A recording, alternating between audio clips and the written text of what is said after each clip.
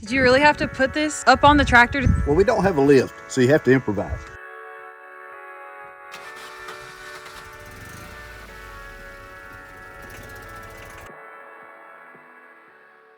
Hey y'all, welcome back to Cajun Country Clunkers. I'm Jim. And I'm Lydia, and we are fixing the South one clunker at a time. Well y'all, today we're back on our 1991 club car. I feel like Vanna White, except this is definitely not Vanna White, definitely the swamp redneck version. Well, in our last video, if y'all was able to catch that one, we removed the body and all the external components of this club car DS. That way we could move on to the next phase, which brings us to today. Now, like we've been saying, we have really got a lot of use out of this old golf cart, but one of the things that always caused us a little bit of issue was the ground clearance. What we're going to do today is we're going to change the altitude on this business. I mean, this thing, you would get high centered on an oatmeal cream pie. We got to get that fixed. So today we're going to be adding a 6-inch lift kit along with changing the suspension. Full disclosure, we have most of the parts to do this. We are waiting on the mailman though, depending on when they get here to where we can complete this or not. We're keeping our fingers crossed. It's out for delivery. And hopefully by the time we get this done and get ready for the second piece to this little puzzle, we'll be ready to slam those parts in too. This is it. This is the entire lift kit in this teeny tiny box. And the only thing that concerns me is we went with the cheapest option that Amazon had to offer. Now that doesn't necessarily mean it's a bad thing, but we are fixing to all find out together whether or not it has all the pieces and parts that come with it, which it should. So I guess if it doesn't fit, we can always send it back. But we're going to be opening this up, make sure that everything's here, get everything laid out and ready to go. Now this is my first time putting a lift kit on anything, so I'm not really sure 100% what we should be looking for, but luckily I think Jim's done one or two or enough research on them anyway.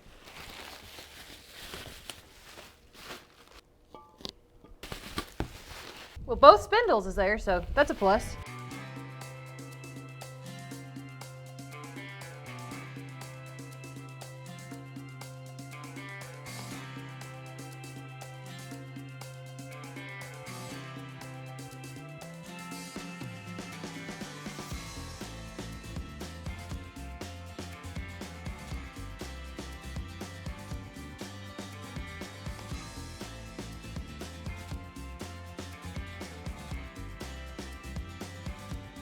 Before we get any further, I'm gonna make sure we have everything.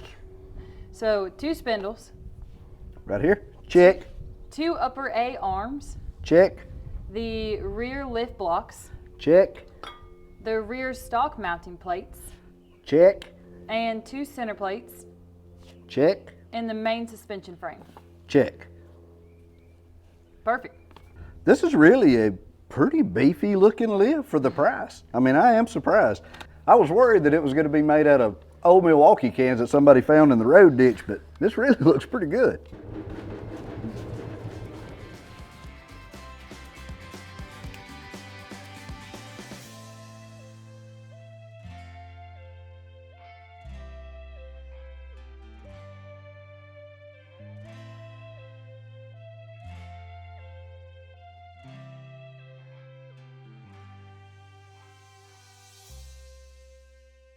Well, the first thing that we have to do before we get all this unbolting going on is jack this thing up, get it up off the ground.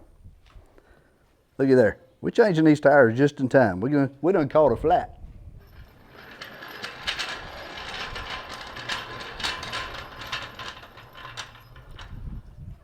So whenever you raise the jack up, you're putting the jack up. What do you call it whenever you put the jack down? Letting the jack down. Lowering the jack. That's what I thought. Yep, absolutely. I mean, really, all this stuff is in pretty good shape. You think with it being that old, I mean, yeah, they're rusty, crusty, and they have buildup on all the threads, but I mean, the jack's already tired. Well, I just tried to raise it up since we're both decently tall people. Maybe we should have worked with it on that tractor. Well, this thing's setting for years and years and years with those hubcaps on there. It had mud in these hubs, and all of these lugs are rusted and still have mud and buildup on these threads. So instead of galling the threads and us having to be doing a whole lot more work than we intended to, I'm going to take the time and clean these threads up good, put a little good old WD on there, and hopefully they'll come off without messing the threads or the nuts up. Well, I guess it really don't matter about the lug nuts because the wheel and tire package that we got actually, you know, this never happens to us. Now the tires, I can't lie, we got all this stuff cheap. We're doing all this on the cheap. So a high-end project, this is not gonna be. I mean, we're not gonna set out to go cross country on this unit. We're just moving stuff around the yard. So, you know, we really didn't need a $1,000 set of wheels and tires.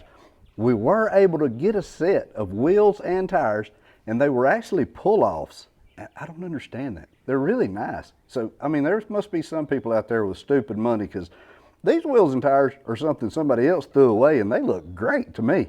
But the people we bought those wheels and tires from actually gave us a set of lug nuts. They gave us something. That's awesome.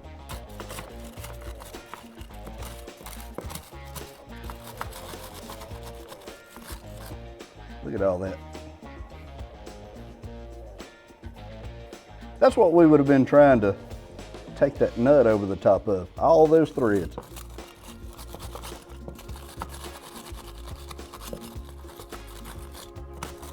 Maybe I should have done a better job at pressure washing.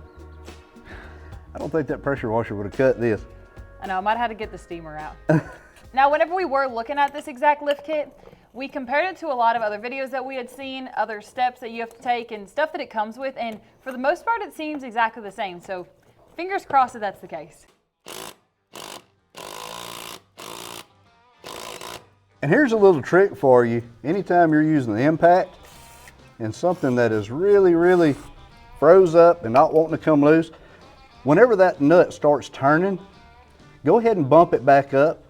Tighten it up, loosen it up, tighten it up, even if it takes 4 or 5 times. That's gonna break a lot of that rust and debris that you just can't clean out. And then, even then, it starts to tighten up.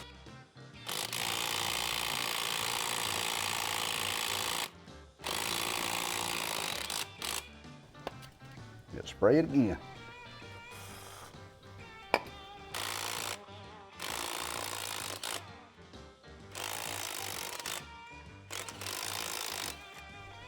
All right.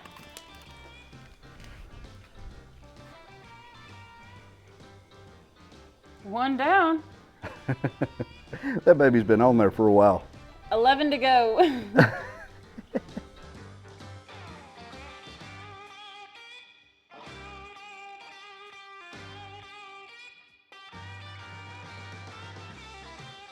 Well, Houston, we have encountered our first problem. We're taking these lug nuts off that's been on there since Moby Dick was a minute, and this lug has stripped off inside the hub. So we're gonna have to think outside the box in order to get that off. But being as the hub has to come off and go on the new assembly, for right now I'm just gonna take the whole hub off. That way we can get it out there to put some kind of a backup on it to finish breaking that lug out. So in order for us to get the whole hub off, we have to take this dust cover off, and there should be a nut behind there that holds that hub onto that spindle. So whenever we remove that nut, this whole assembly should come off together. That way we can get to the back side of this hub.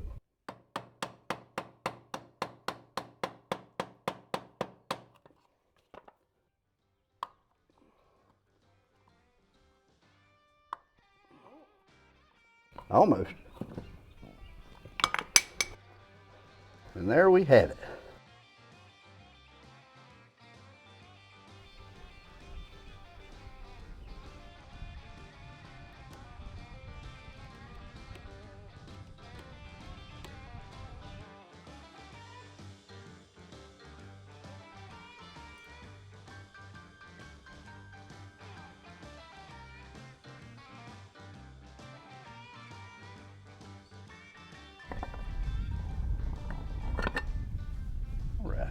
Well, hopefully the rest of this goes a little bit smoother than that did. You always got to have one. You know, if that wasn't one causing you a little problems, I would think that something was wrong. But you always have to have one that really gives you a fit. And most of the time, it's the last one. But today it was the first one. Or they're all fixing to be like that and the last one's gonna be even worse. Yeah.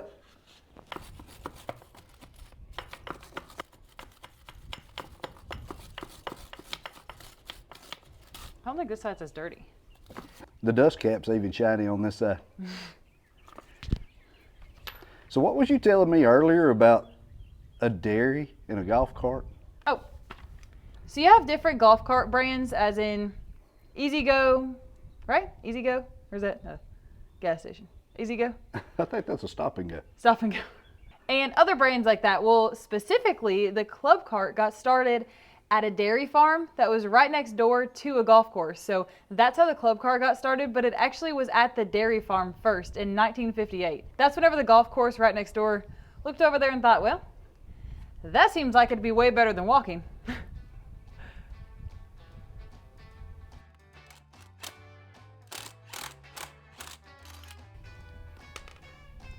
don't know why you said that it was so difficult. It's gotta have that magic touch, I guess. Well, in that case, I'm gonna go take a nap. I'll be Not back on in a me. couple hours.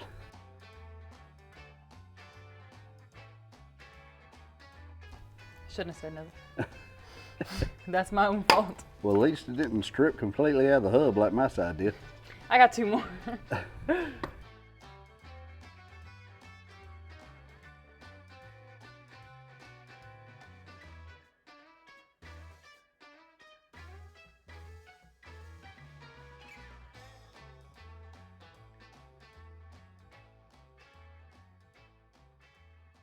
Well, it's looking like you was talking a little bit too much smack a little bit too early.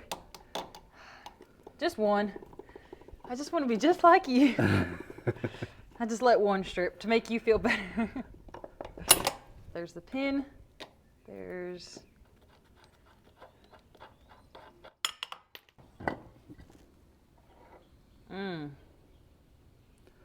Bearings is in really good shape. Where's the rest of it? Well, I guess the bearings ought to be in pretty good shape. I mean, if you're only running 12 miles an hour all the time, it's going to be hard to wear them out, you know? Alrighty. We shouldn't have them issues like that on the back. These lugs and lug nuts look really, really clean. Now, why? I mean, you're talking about like 4 feet of difference, and those was awful. These look brand new. Maybe the sap from that treetop got in the front. It's got to be something. So while we're fixing up the golf cart, we can just take the horses and use them, right? It's the olden days. Then it'd be a 2-horse golf cart. You don't have to charge them. You don't have to put gas in them. And they eat grass, so you'd think that they would be cheap to own. But yeah, I think a golf cart is a much better option. Come on. Listen, whenever we get everything done, at least race me. I'll take the Listen. golf cart and you take Blaze. Everyone at home, when your significant other comes home one day and says, you know, I'd really like to have a horse, okay? This is what she's telling you. She's telling you that she wants 2 dogs, 2 horses, a pen full of goats, a bunch of chickens, and for God knows what reason, quail. Do you realize how much stuff we feed and get? Well, I mean, we did get like 4 drops of goat milk one time. In other words, what Jim's telling you is consistency is key. Yeah. Okay, for the record, we got 6 quail eggs yesterday. That's a lot. So that's an omelet roughly the size of a thimble, in case anybody at home wants to know. And hey, you know what? Look at the bright side. We've only fed them like $1,000 worth of food, so I just don't get it.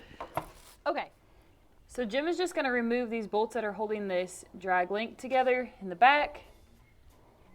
That's this one and that one. And then we'll have to remove this bolt that's holding this tie rod on.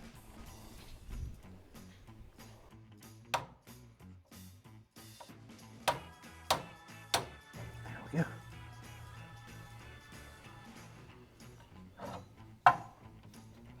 I always try to put those parts back together because I will lay that nut somewhere and I will never be able to find it.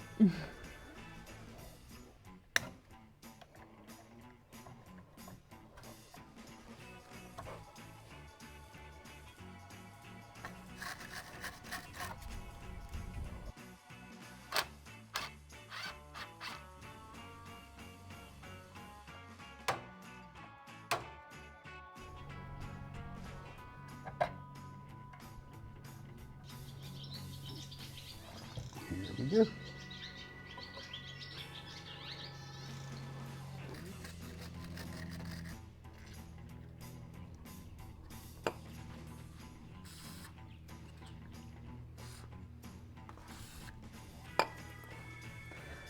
That's going to make it a lot easier.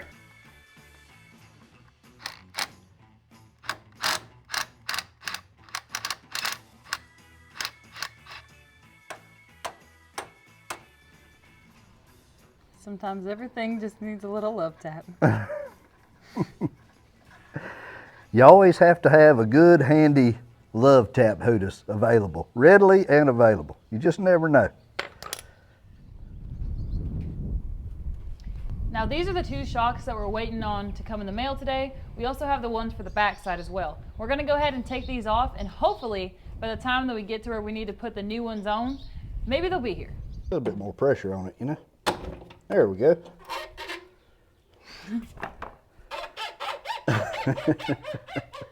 Hey, that's the squeak. We've been looking for that squeak ever since we got this thing going. I guarantee you that's where it come from. That's it. We're gonna have to, we're gonna grease that sucker.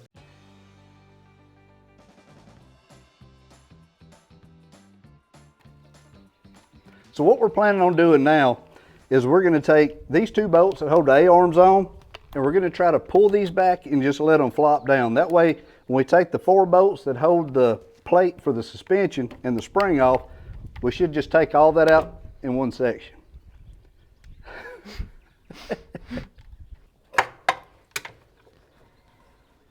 Ready? I think so. Got it. Get out of there. Tap it. I'm gonna set this right here. Now you're sounding like me. I'm gonna put it right here where I won't forget it. 3 days later, still looking for it. Well, that was pretty painless. How'd you finagle that out of there? Back. Mine came out first. pretty easy. Got it? Got it. All right. Well, there we go. Just like socks on a rooster. Or more like trying to put socks on a rooster. We should have all new parts of these, but I'm still gonna go ahead and put these nuts back on here just in case, because this actually might really come in handy. Oddball size like this, always good to keep. Oh yeah. And you know our luck anyway. Everything will be in that kit except for one of them or some crazy something like that, you know. You know what's funny? Every time I work on something like this that's old and rusty and just causing you a whole lot of problems. I remember something my daddy always told me as a little boy when we was working on something. Boy, if you ain't got a wire brush and a squirt can, you ain't got no business working on anything that's old and rusty. And that is about the truth.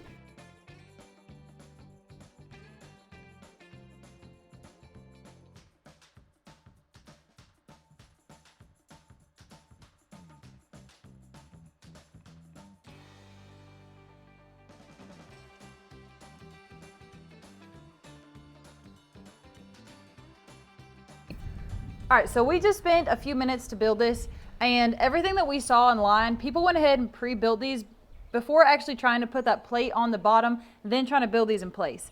All we did was we took this plate and we put these arms on, but the real trick in the directions, it does not show this. So all that it shows is nothing here, and then this whole contraption here. So what we did is we took the bolt, the washer, bushing, then the middle.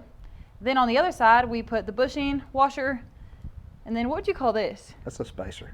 That's just a bigger spacer? Yeah. Okay, then we took the metal spacer, then the washer, then the bushing, then on the other side, another bushing, washer, nut. Screw it all together, tighten her up, did it again on this side. Now we're gonna be ready to put it in place.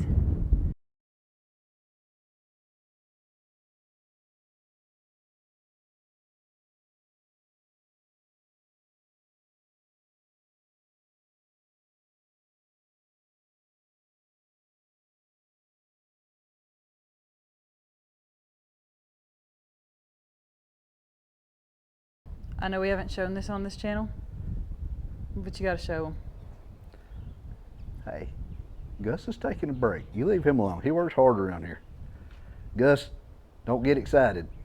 Don't get excited. We're going to get the golf cart going again. Just calm down.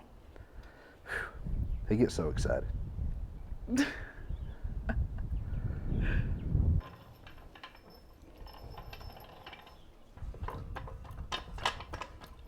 Okay. Okay. We did have to keep these other 4 bolts, these ones that are tucked back here on this plate. So, in case y'all go to get that set, make sure to keep these back bolts. But so far, those are the only 4 that we've had to reuse.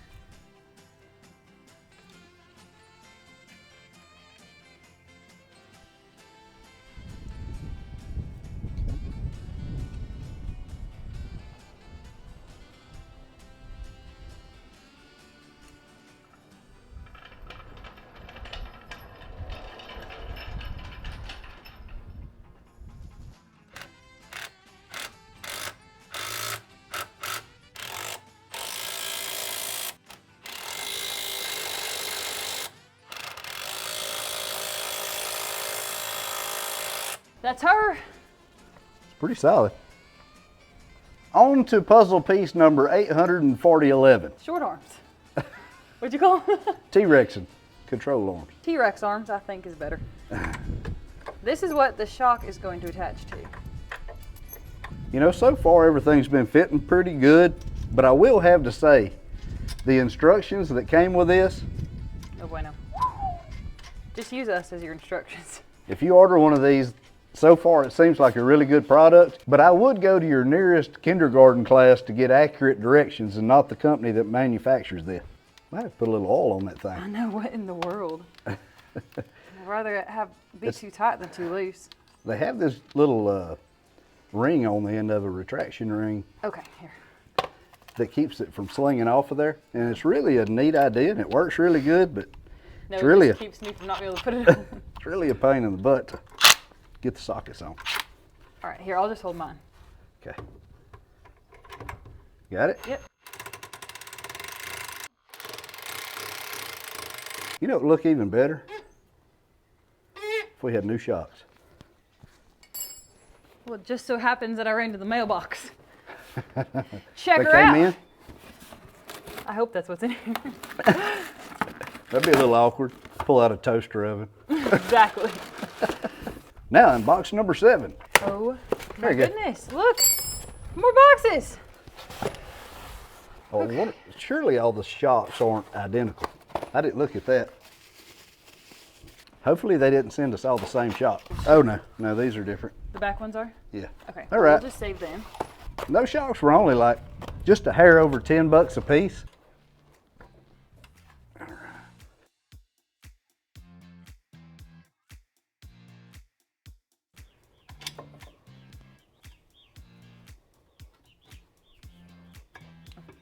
Okay. We can get that weaseled in there now.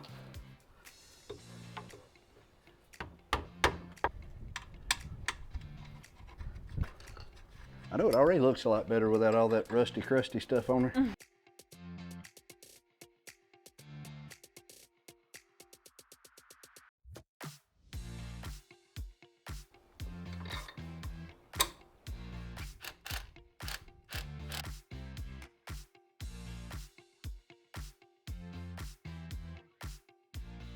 Up next is this little thing that kind of looks like a magnifying glass. I bet I'm irritating so many people by not knowing. All the way to the bottom of this. And then they screw in by this suspension and then one at the bottom down here on this long arm. If you say it with confidence, it sounds right. So what this nut that we're screwing on here actually does is this is a lock nut for whenever we put the tire assembly on. If your tires are misaligned, well, this is how you adjust them. You adjust this in and out, and then you lock this in place with the nut after you get it aligned, of course. So we're going to screw them all the way in and try to put them all about the same set point, and that way we'll have a good place to start from all of them. I don't want to try to measure it and do all that kind of stuff ahead of time because it's really kind of a pain in the rear end. So now it's time to put the spindles on.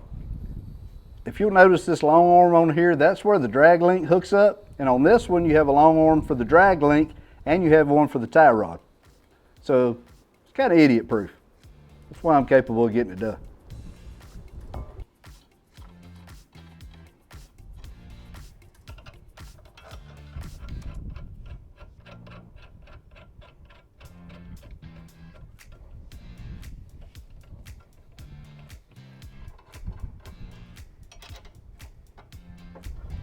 Super smooth steering, look. A little loosey-goosey. Little front end alignment, little nip, little tuck, we're gonna get there. Just needs everything tightened up.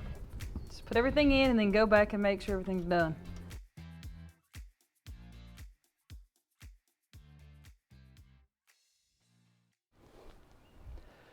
Well, have you ever had one of those seemingly good ideas and then you do it and then you realize it probably wasn't such a good idea?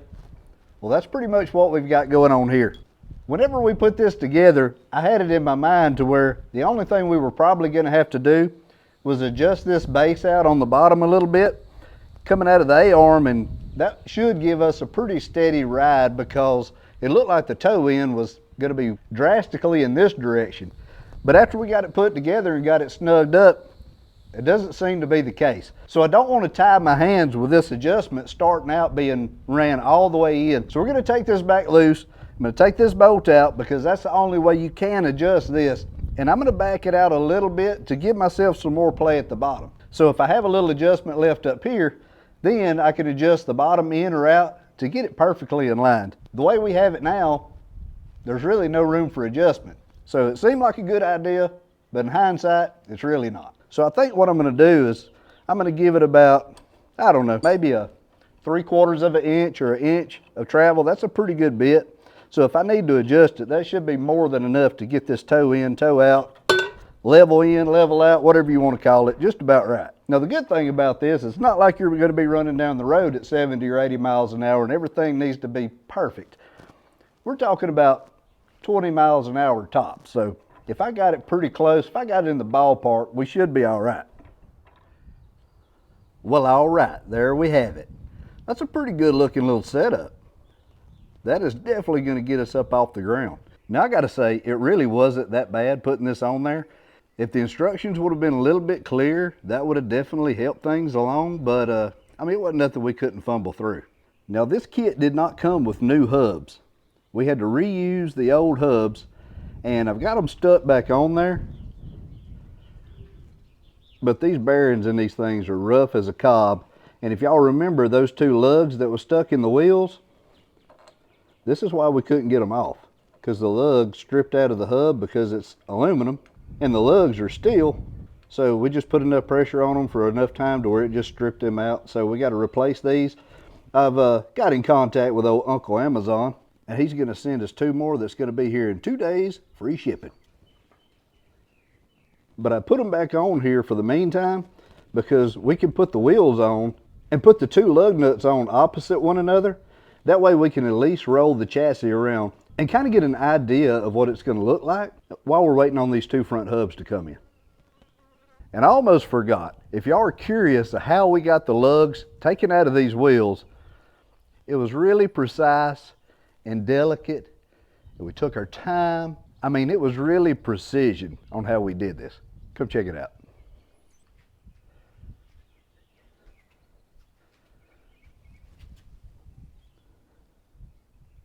And what method was that, you might ask? We used the gas hatchet.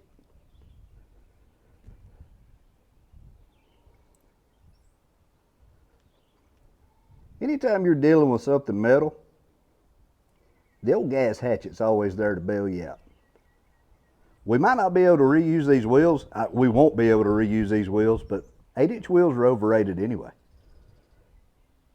Well, now that we got the front all buttoned up, fixing to get started on the back. Now the back seems a lot more straightforward than the front because it's just a couple of plates and this lift block. Now in all essence, all we should have to do is take the shock loose, the U-bolt that holds the rear end in place, the back spring hanger, put this on top of the rear end, put the spring on top of the plate, put the plate on that holds the shock, then put the plate on the bottom that holds the brake lever and tighten it all back together. I said that fast, but it really should be straightforward.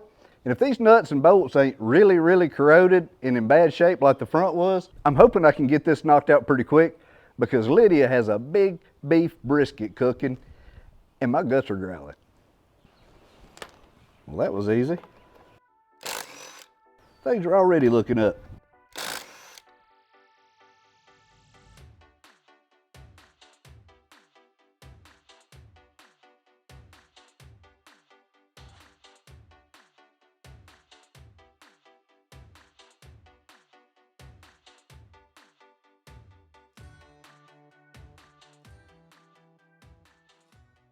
Before I go any further, I'm gonna go ahead and change this oil leaking shock out. We got some new ones, so there's no time like the present. I'll go ahead and put that puppy on there.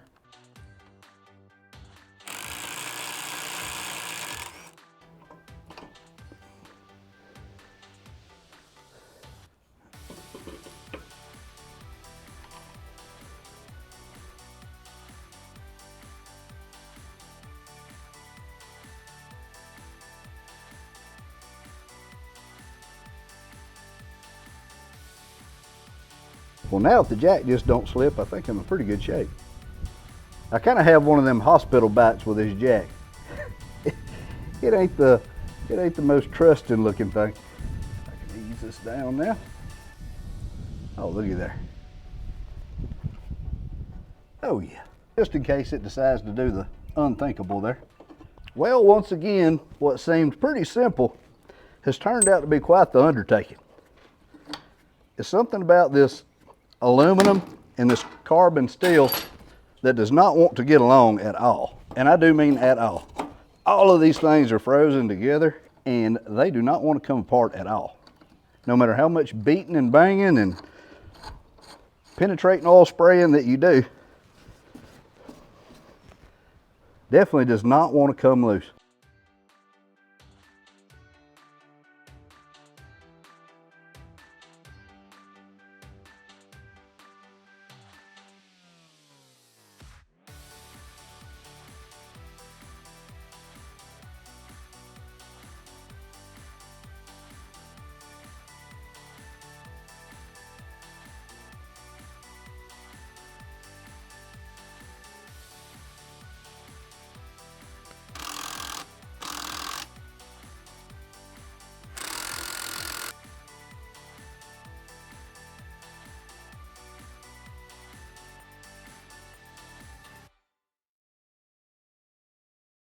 Well, all that's left to do now is put the wheels and tires on, and bam, here we go. Now we ended up going with 14-inch rims and 23-inch tires. Now, as y'all can tell, this ground clearance has changed significantly, and we should be able to drive over a whole stack of moon pies now. Now, step one, phase one, was a complete teardown. We got that done. And step two, the lift kit and suspension, that's also complete.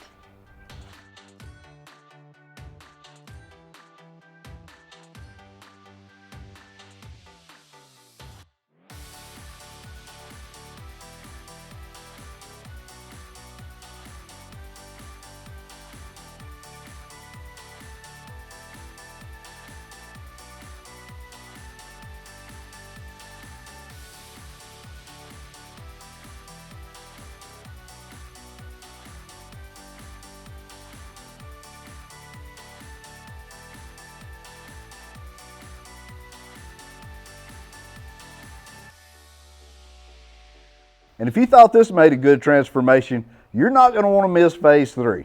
It's not even going to look remotely the same.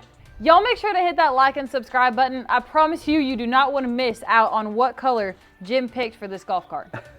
Hey, and if you're one of those few people, maybe like 2 out of the whole world, that didn't like this video, if you go to push that thumbs down button, push it twice so we'll know you mean it.